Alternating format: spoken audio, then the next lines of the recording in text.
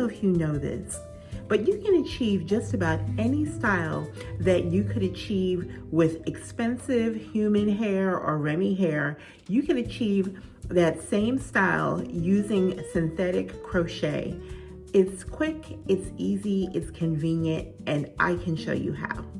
For example, this bob was just created using synthetic crochet hair. First, I crocheted the hair in, then I went ahead and wore it a couple days as a long straight style.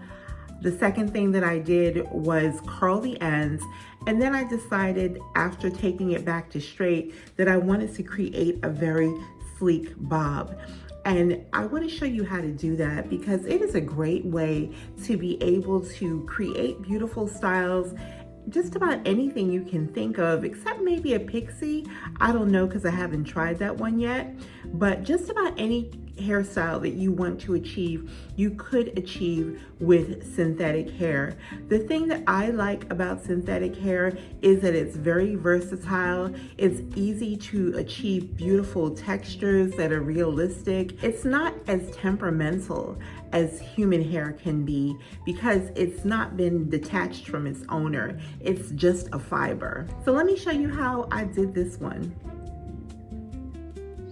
At first I wanted the ends to not be too blunt. So I tried this thinning sort of shears, and you're supposed to just use it to thin the hair out and cut until the hair just kind of cuts all the way. And the idea is that you end up with a finish that's not too perfect. But this was getting super messy. So I switched to this little pink straight edge razor. It's not the same type of razor that you would use to shape your eyebrows, but it comes in the same pack that the other trimmer came in. It's specifically for hair. But when you are cutting this hair, my first advice to you is do not do this if you think you are going to actually cut yourself. You do have to be very careful with every swipe that you stop before you go down to your hand. Otherwise, this is not going to be the best tool for you, and you probably would do better to stick with the previous tool. It might take longer, but it's safer. And as you can see, as I'm moving up toward the back, I'm going up a little bit higher every time. That is because when you are cutting a bob, if you pull all the hair forward and cut it all the same length, the angle is going to be exactly the opposite of what you want the angle to be. So here you can see that it's starting to shape up a bit, and I'm going to comb it out just to see how far along and how well that might be coming along.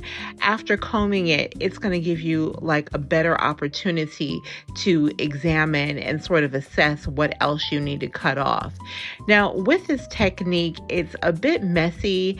You definitely don't want to do this in a shirt that you're going to be wearing for the rest of the day.